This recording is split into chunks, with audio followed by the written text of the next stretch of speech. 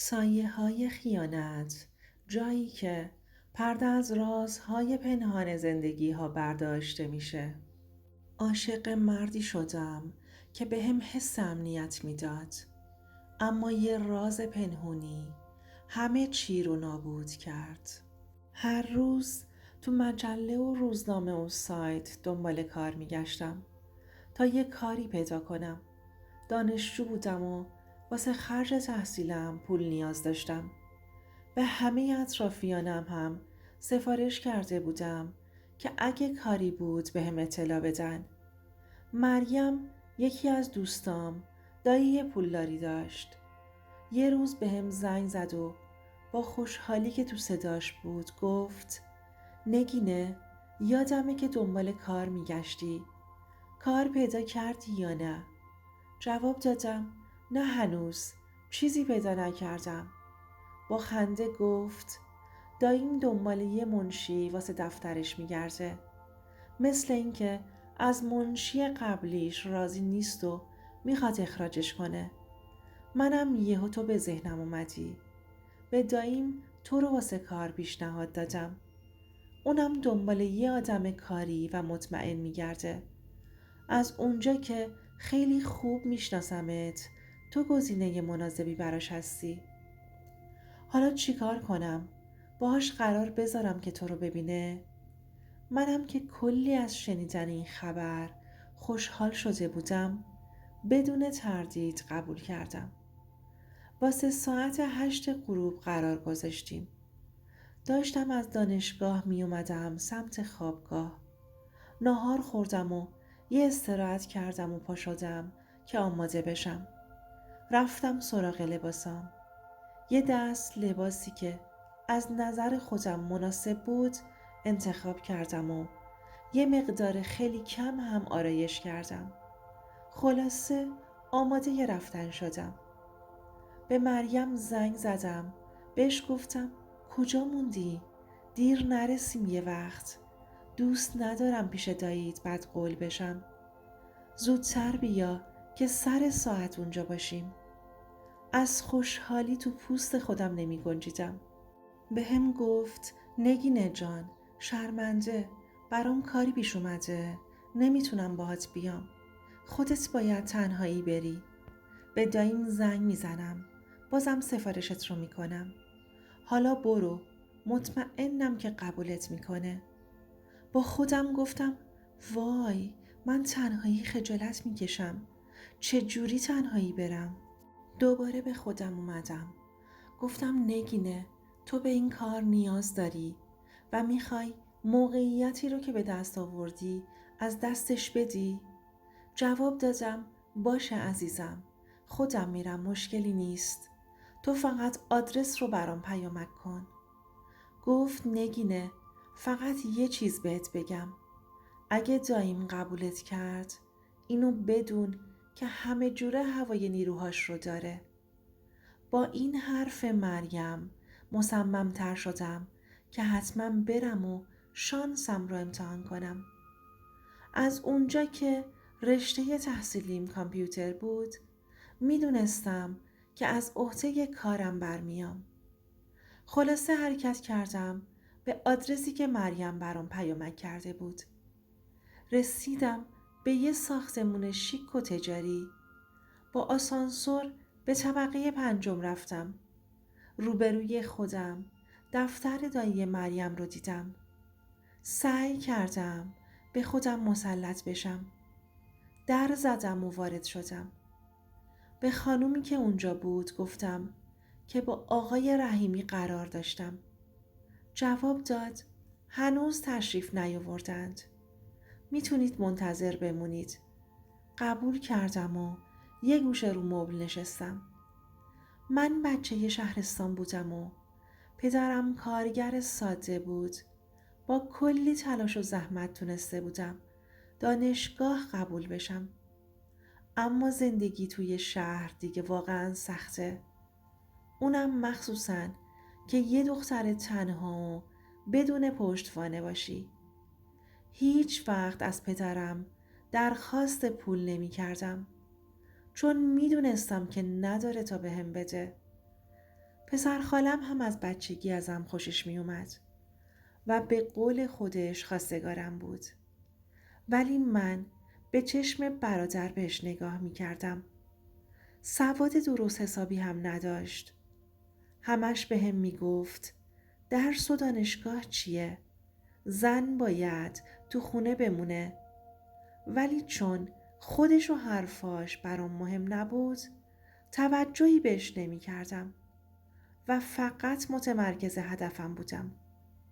من باید تحصیل می کردم تا برای خودم و خانوادم زندگی بهتری رو فراهم کنم. بعد از چند لحظه آقای خوشتیپ و میانسالی با موهای جوگندمی و کت و شلوار مشکی وارد شد. به همه سلام کرد. وارد اتاقش شد. بعد از چند لحظه همون خانم باهاش هماهنگ کرد و منو به حضور خواست. با استرس در زدم. وارد شدم. سلام کردم. جوابمو داد. سلام، نگینه هستی درسته؟ گفتم بله. دوستم مریم گفت که شما نیروی جدید لازم دارید. با لبخند جواب داد. آره اتفاقاً. ازت خیلی تعریف کرده. همین الانم تو راه بودم زنگ زد و کلی سفارشت رو کرد. با اشاره ازم خواست که بشینم. تشکر کردم و نشستم. خب از خودت بگو که چرا تصمیم گرفتی کار کنی؟ واسه این که دوست مریم هستی میپرسم. مریم که ازت خیلی تعریف کرد ولی اصلاً شبیه تعریفاش نیستی. یه لحظه ناراحت شدم و سرم رو انداختم پایین. خندید و گفت منظورم اینه که خیلی هم بهتری. قند تو دلم آب شد. انرژی خوبی به هم منتقل کرده بود. دوباره پرسید اصلا سررشته‌ای داری؟ سابقه کاری داری؟ جواب دادم من دختر مستقلی هستم. دانشجوام ولی چون پدرم وضع مالی خوبی نداره مجبورم کار کنم و خرج دانشگاهم رو در بیارم. کامپیوترم بلدم چون رشته تحصیلیم هستش ولی متاسفانه سابقه کاری ندارم. چون دلم میخواست همه چی رو همون اول بگم گفتم یه خواستگار هم دارم که اصلاً ازش خوشم نمیاد. منتظر من از تحصیل پشیمون بشم و برگردم تا بتونه باهام ازدواج کنه. بغض گلوم رو گرفت و ساکت شدم. با مهربونی بهم گفت ادامه بده عزیزم راحت باش. به خاطر همین مجبورم که به تحصیلم ادامه بدم تا بتونم به خواسته هم برسم. لطفاً اجازه بدید که براتون کار کنم. قول میدم همه سعی خودم رو بکنم تا از کارم راضی باشید. من دختر زرنگی هستم. سریع یاد میگیرم. قول میدم پشیمون نشید.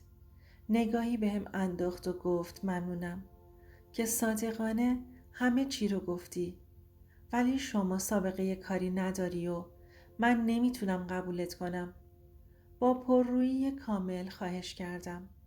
لطفاً بذارید کار کنم. آخه همه که سابقه کاری ندارند. خلاصه از یه جا شروع کردند.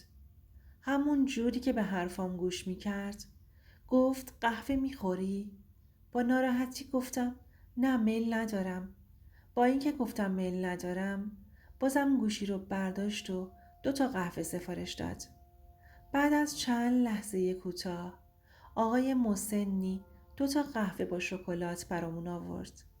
روی میز گذاشت و از اتاق بیرون رفت. به هم گفت حالا این قهوه رو بخور. مشخصه که استرس گرفتی. آرومت میکنه. منم با دل شکسته قهوه رو برداشتم. یهو گفت میدونی من از دخترای جسور و کاری خوشم میاد. مخصوصاً اونایی که برای سرنوشتشون میجنگن تا به اهدافشون برسن. مثل اینکه کامپیوترم بلدی. بنابراین 4 روز اول هفته رو بیا دفتر و 2 روز آخر رو هم بیا کارخونه. به نظرت میتونی؟ برات سخت نیست؟ با خوشحالی گفتم نه اصلاً، ولی صبحها کلاس دارم. اشکال نداره بعد از کلاس بیام؟ قند تو دلم آب شده بود. کلی ذوق می کردم. خیلی ازشون تشکر کردم. به هم یه آدرس داد. میری به این آدرس و لباس فرمت رو تحویل میگیری. برای اومدن سر کار باید حتما لباس فرم داشته باشی. این قانون اینجاست. و یه لپتاپ و چند تا پرونده بهم داد و گفت این پرونده رو با خودت ببر خونه. هر وقت کردی بهش نگاه کن. مرتبشون کن و وارد لپتاپ کن. چند تا برگه دیگه هم بهم داد و اشاره کرد که پرشون کنم. برگه فرم استخدام بود. برگه ها رو گرفتم و با دقت کامل شروع کردم به پر کردنشون و با خوشحالی تحویلش دادم. در آخر ازم پرسید کجا اقامت داری؟ خوابگاه هستی؟ چقدر با اینجا فاصله داری؟ جواب دادم بله خوابگاه هستم. حدوداً نیم ساعت، ولی مشکلی ندارم. سر وقت خودمو به کار میرسونم. پس راحت زیاده، ولی بعداً یه کاریش میکنیم. خداحافظی کردم. از دفتر اومدم بیرون. رفتم سمت آدرسی که بهم داد. فرمم رو تحویل گرفتم و سمت خوابگاه حرکت کردم. وقتی رسیدم خوابگاه یه استراحتی کردم و نشستم پای لپتاپم. چند تا سوال برام پیش اومد. آقای رحیمی شمارش رو بهم داده بود تا اگه جایی سوال داشتم زنگ بزنم و ازش بپرسم. شماره رو گرفتم و گفتم سلام آقای رحیمی. نگینه هستم. یه سوال داشتم ازتون. مساعد هستید که بپرسم؟ جواب داد آره نگینه جان بپرس. سوالم رو پرسیدم و ابهاماتی که برام پیش اومده بود رو برطرفش کردم. اونقدر مشغول کار شده بودم که اصلا متوجه نشدم که ساعت از نیمه شبم گذشته. فقط ذوق اینو داشتم که هرچه زودتر به آقای رحیمی نشونش بدم. خودم که از منظم کردن فایل ها کیف کرده بودم. صبح شد. اون روز فقط یک کلاس داشتم. وقتی کلاسم تموم شد بهشون زنگ زدم که آیا دفتر تشریف دارن؟ اونم گفت که تا یه ساعت دیگه هستم. اگه میخوای بیا. منم سری ماشین گرفتم و سمت دفتر حرکت کردم. وقتی رسیدم یه خانم جوونی با همون فرمی که من گرفته بودم یهو اومد جلو و گفت با کسی کار داشتی؟ جواب دادم آره با آقای رحیمی قرار داشتم. خودم باهاشون هماهنگ کردم. یه نگاه زیر و بالایی بهم انداخت و جواب داد بمون همینجا تا بهشون خبر بدم. در اتاق آقای رحیمی رو باز کرد و گفت که یه خانومی به اسم نگینه اومده و کارتون داره. بهم اشاره کرد که وارد اتاق بشم. وقتی از کنارش رد شدم یه چشم قره‌ای بهم رفت. اولش دلیلش رو نفهمیدم و برام مهم نبود. وارد اتاق شدم. سلام کردم. سلام نگینه جان خوش اومدی. در رو هم پشت سرت ببند. بیا بشین. رفتم کنار میزش و لپتاپ رو گذاشتم روی میز. خندید و گفت چیزی شده؟ توضیحاتی که دیشب بهت دادم رو متوجه نشدی؟ اشکال نداره. اول راه هستی. بعد لپتاپ رو روشن کرد و وارد فایل مورد نظر شد. مکسی کرد. آفرین دختر. کی وقت کردی انجامشون بدی؟ عالی شده. جدی میگم. جواب دادم خیلی خوشحالم که راضی هستید. پس من دیگه وقتتون رو نمیگیرم. فقط اومده بودم اینا رو نشون بدم. با اجازتون دیگه میرم. یهو گفت نگینه جان ناهار خوردی؟ جواب دادم نه هنوز. از دانشگاه مستقیم اومدم اینجا. میخواست بره کارخونه. گفت دوست داری اونجا رو ببینی؟ با خوشحالی جواب دادم چرا که نه. بلند شد. کتش رو پوشید. کیفش رو برداشت و حرکت کرد. پس بریم. دنبالشون راه افتادم. از اتاق اومدم بیرون. با همون دختره که به هم چشخواره رفته بود. اومد جلو و گفت جناب رحیمی کجا تشریف میبرید؟ نگاه تندی بهش کرد و جواب داد نکنه برای بیرون رفتن از دفترم باید از شما اجازه بگیرم خانم محبوبی؟ دختره با این حرفش رنگش پرید. منظورم این بود که اگه قرار کارخونه تشریف ببرید همراهیتون کنم. آقای رحیمی با لبخند خاصی جواب داد لازم نیست، نگین خانم همراه هم هستند. ایشون منشی جدید دفتر کارخونه هستند. با شنیدن این حرف خانم محبوبی خیلی عصبانی شد و گفت منشی یعنی چی؟ پس من چی کاره هستم؟ من خودم هستم. نیازی به ایشون نیست. آقای رحیمی هم نیشخندی زد و گفت دیگه نیازی نیست شما بمونی. من تصفیه شما رو انجام دادم. میتونید برید. وقتی داشتیم میرفتیم دوید و دست آقای رحیمی رو گرفت و گفت فرهاد این یعنی چی؟ داری منو اخراج میکنی؟ به خاطر این دختره در و پیتی؟ بعد روش رو به من کرد و با عصبانیت گفت دختره چشم سفید فکر کردی میتونی فرهاد رو ازم بگیری؟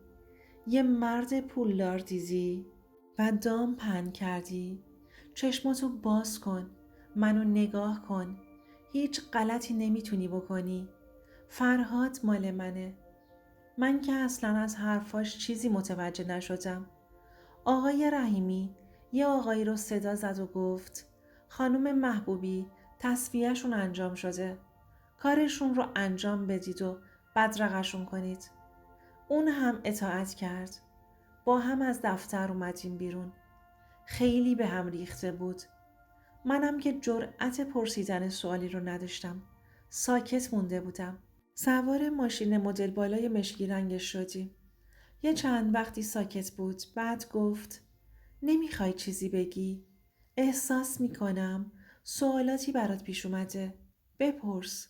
نذار گوشه یه ذهنت بمونه. یا اصلاً بذار خودم بهت بگم. من یه مدت عاشق خانم محبوبی بودم.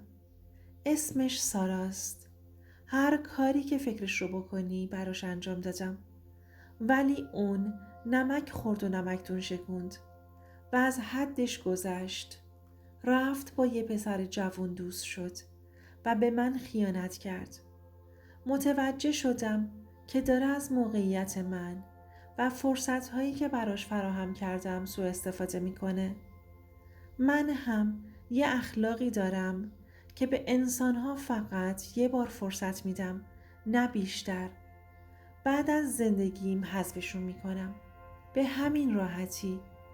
اون لیاقت این همه عشق و محبت رو نداشت. بگذریم. دوباره ساکت شد. منم ترجیح دادم چیزی نگم، ولی براش کلی ناراحت بودم. یکم که آرومتر شد شروع کردم به تعریف کردن خاطرات دانشگاه. میخواستم حال و هواش رو عوض کنم و خنده رو لباش بیارم. تعریف میکردم و میخندیدم. اونم به من نگاه میکرد و به حرف هام گوش میکرد و لبخند میزد. تو جاده کنار یه رستوران نگه داشت. بریم اول ناهار بخوریم، بعد به مسیرمون سمت کارخونه ادامه میدیم. وارد رستوران شدیم. اونجا همه میشناختنش و بهش احترام میذاشتن. یه میز 2 نفره پیدا کردیم و نشستیم. منو رو آوردن، غذا رو انتخاب کردیم و با کلی خنده و گفتگو غذا رو خوردیم. تونسته بودم حالش رو بهتر کنم. بعد از غذا دوباره حرکت کردیم. من به مسیر نگاه می کردم و با خودم می گفتم من چجوری باید این همه رو در هفته 2 بار بیام و برگردم.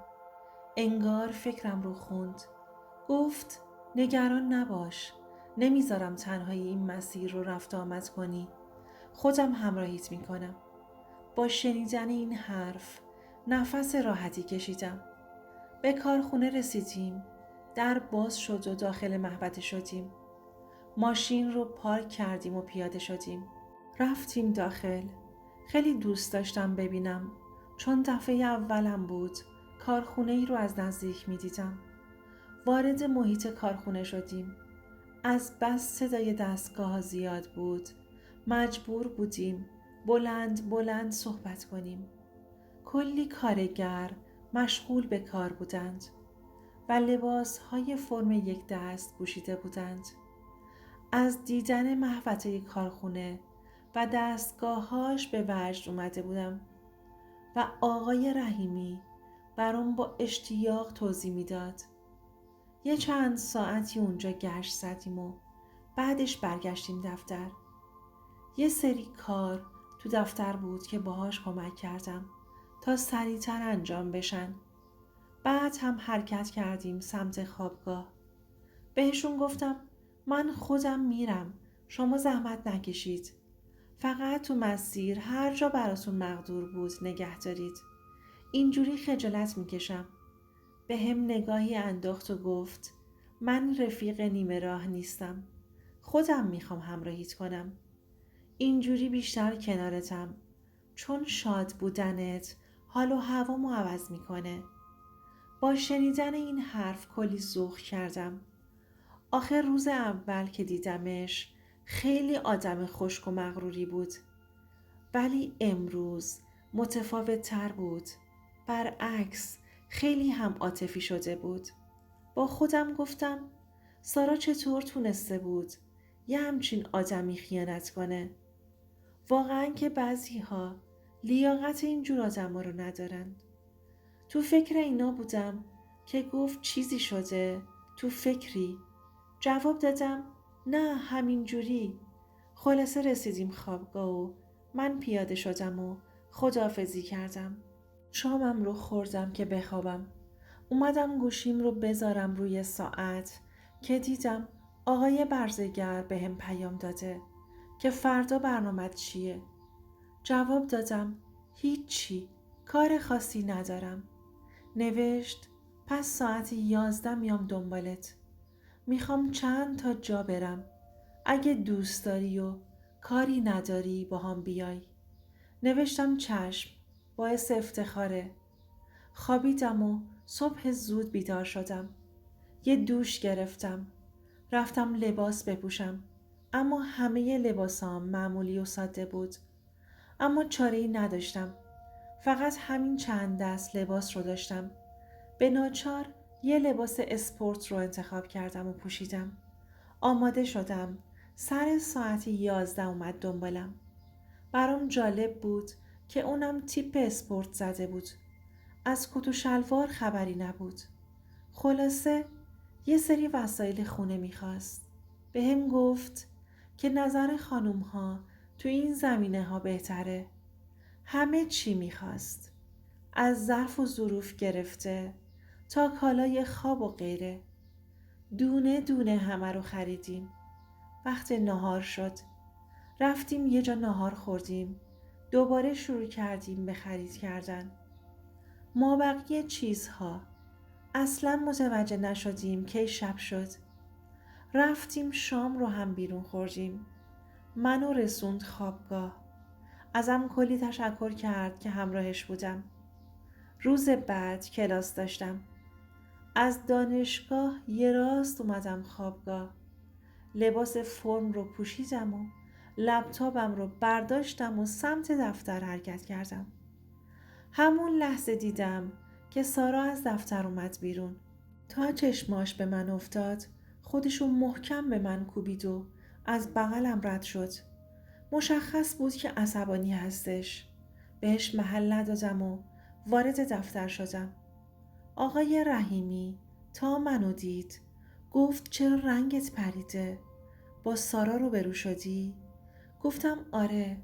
چنان تنه‌ای به من زد که کتفم درد گرفت. سرش رو تکون داد و گفت براش واقعا متاسفم. بعد میزم رو نشونم داد و به هم گفت میتونی کارت رو شروع کنی. اون روز با همکارای دفتر هم خیلی زود دوست شدم. بعد از چند ساعت اومد و گفت بیا میخوام یه چیز رو نشونت بدم. جواب دادم چشم و دنبالش راه افتادم. از ساختمون اومدیم بیرون. 2 آپارتمان بغلی. در ورودی رو باز کرد. رفتیم طبقه دوم. کلید انداخت و در یه واحدی رو باز کرد. استرس گرفته بودم اما نمیدونم چرا بهش اعتماد داشتم. داخل خونه شدیم. تمام اون وسایل هایی رو که با هم دونه به دونه خریده بودیم اونجا بود. خیلی شیک چیده شده بود. به هم گفت قشنگ شده؟ جواب دادم وای عالی شده. اومدید نزدیک دفتر زندگی کنید؟ مبارکتون باشه. یهو کلید رو گرفت سمتم و گفت اینجا مال تو هستش عزیزم. گفتم منظورتون چیه؟ متوجه نشدم. جواب داد شما از خوابگاه نمیتونی به موقع بیای سر کار. اینجا برات نزدیک تره. انگار خواب میدیدم. خیلی خوشحال بودم. هر وقت دوست داشتی میتونی بری وسایل شخصیت رو بیاری. هر چی هم که کم و کاستی داشتی با هم میریم میخریم. میخوای اصلا الان بریم خرید؟ گفتم واقعا لازم نیست. به هم نگاه کرد. چرا؟ لازمه. همین الان میریم. خلاصه به اصرارش حرکت کردیم. وارد یه فروشگاه بزرگ و زیبایی شدیم. کارتش رو به هم داد و گفت هر چیزی که دلت میخواد برو بخر. منم رفتم چند تا دست لباس خوشگل و شیک خریدم. انگار داشتم خواب میدیدم. بعد با هم رفتیم کتاب‌ها و وسایل شخصیم رو از خوابگاه جمع کردیم و با هم برگشتیم خونه جدیدم. شام رو از بیرون سفارش داده بود. برامون آوردن و با کلی خنده و شوخی شام رو خوردیم. آقای رحیمی یا همون فرهاد رفت نشست پای تلویزیون. منم کنارش نشستم. از بس که خسته بودم نمیدونم چطور خوابم برد. وقتی به خودم اومدم دیدم فرهاد به خاطر اینکه من گردنم اذیت نشه سرم رو گذاشته بود روی پاهاش.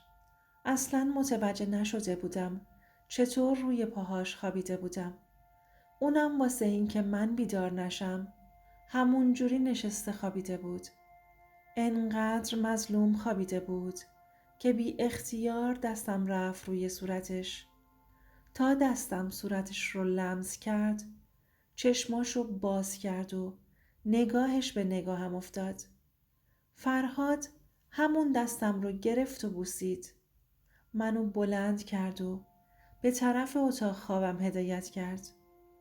منم با اختیار کامل باهاش همراه شدم.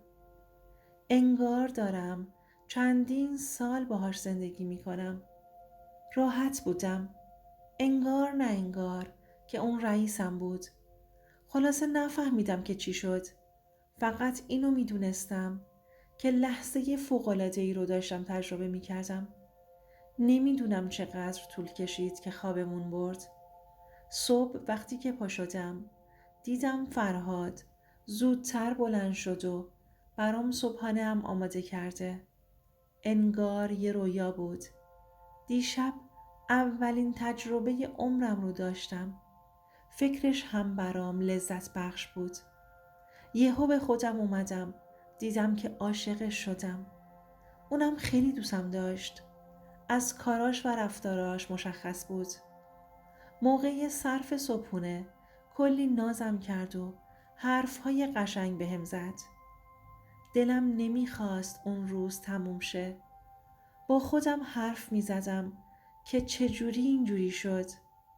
من دنبال کار گشتم و الانم اینجام و احساس میکنم خوشبخت ترین زن روی زمینم. فرهاد هم خیلی حال روحیش خوب بود. خوشحال بود و همش میخندید. دلم نمیخواست ازش جداشم. دلم میخواست همیشه همینجوری خوشحال باشه. امتحانات ترم شروع شده بود. با کلی زحمت امتحاناتم رو با موفقیت به پایان رسوندم. تو کل امتحانات کنارم بود. برام غذا درست میکرد. با میوه و شربت ازم پذیرایی میکرد. نمیذاشت قند تو دلم آب شه. هر چی میخواستم 3 سوته واسم آماده بود. چقدر خوشبخت بودم. هر چقدر که بیشتر میگذشت بیشتر به هم وابسته میشدیم، تا اینکه یه روز ازم درخواست ازدواج کرد. تو شوک بودم. فرهاد کجا و من کجا؟ فاصله سنی برام مهم نبود، چون دیگه عاشقش شده بودم. اما فاصله طبقاتی زیاد داشتیم. بهش گفتم عشقم، خودت میدونی میپرستمت، ولی تو وضعیت زندگی ما رو میدونی. نمیخوام بعدها به خاطر این موضوع پشیمون بشی. لبخند زد و جواب داد. یعنی تا الان متوجه نشدی که اینجور چیزها اصلاً برام مهم نیست. میخوام تو رو از خانواده‌ات خواستگاری کنم. خوشحال شدم و با همه وجودم قبول کردم. صبح زود سمت شهرستان حرکت کردیم. قبل از حرکت به خانوادم خبر داده بودم. وقتی به خونه پدرم رسیدم، پدر و مادرم از فرهاد استقبال کردن. اونم منو ازشون خواستگاری کرد. خانوادم هم قبول کردن. فرهاد هم یه مبلغ قابل توجهی به پدرم به بهانه شیربها کمک کرده بود.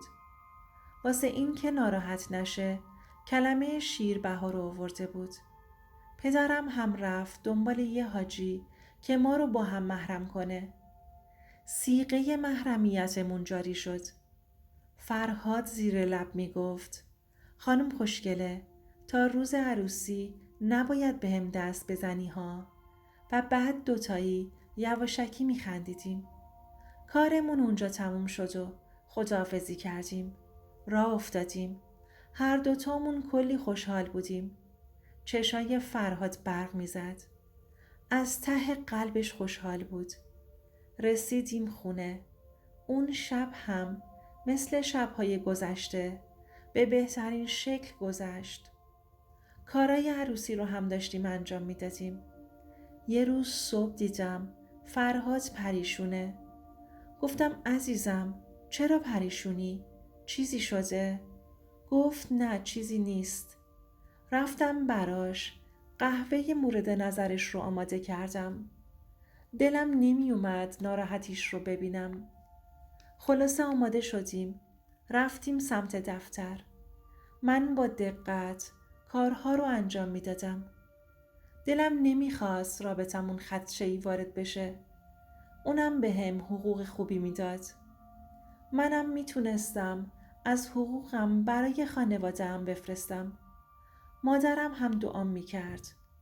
تو این مدت من و فرهاد خیلی به هم وابسته شده بودیم. وسط کار یهو رفتم تو اتاق کارش که بهش سر بزنم. اما تا وارد شدیم دیدم سرش رو گذاشته روی میز و ناراحته. صداش زدم فرهاد جان چیزی شده عزیزم؟ چرا اینجوری هستی؟ ناراحتی بازم؟ چیزی نگفت. چند روز به همون شکل گذشت. فرهاد مضطرب و ناراحت بود و منم مثل پروانه دورش میچرخیدم. تا اینکه یه روز که خونه بودیم فرهاد رفت که دوش بگیره. منم داشتم شام رو آماده می کردم. یهو دیدم یه پیامی برای گوشیش اومد. اول برام مهم نبود. بعدش کنجکاو شدم چون پیاما داشت پشت سر هم می اومد. رفتم جلو به گوشیش نگاه کردم. دیدم زنی به اسم سیما داره بهش پیام میده. اسمش چون سیو شده بود دیدم. فرهاد جانم، من و فرشاد رسیدیم خونه.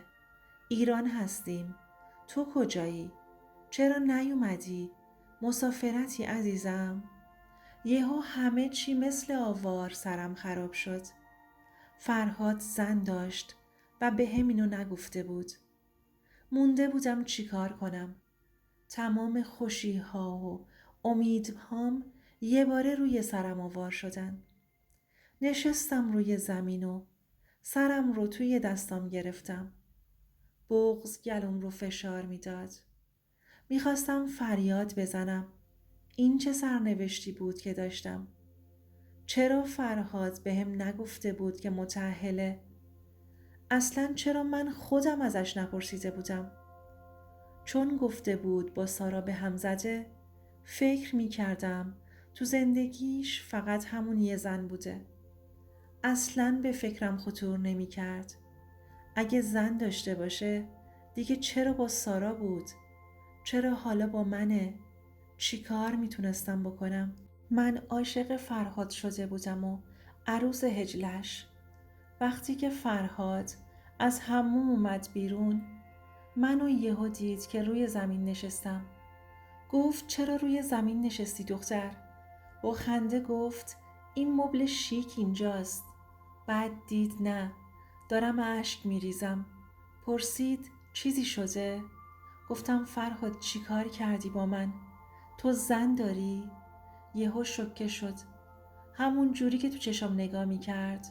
ساکت وایستاد و دوباره سوالم رو تکرار کردم.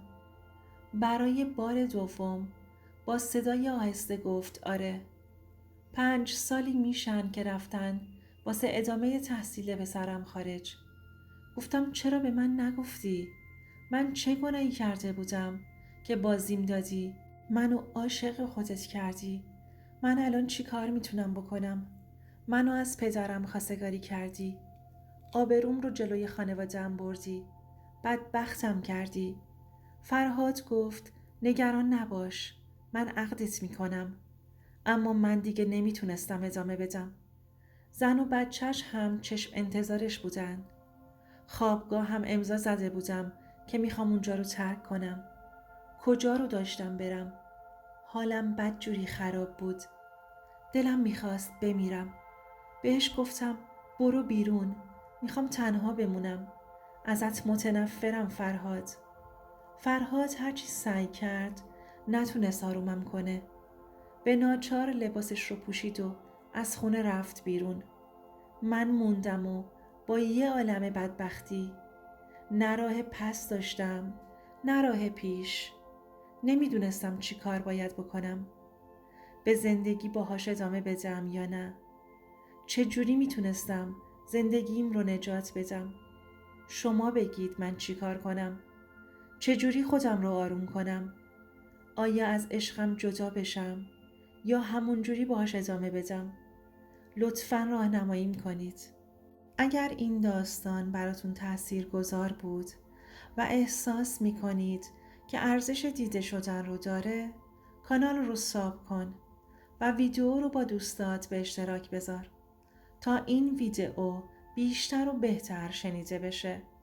فقط برای دل کسایی که همین الان دارن تو سکوت گریه میکنن.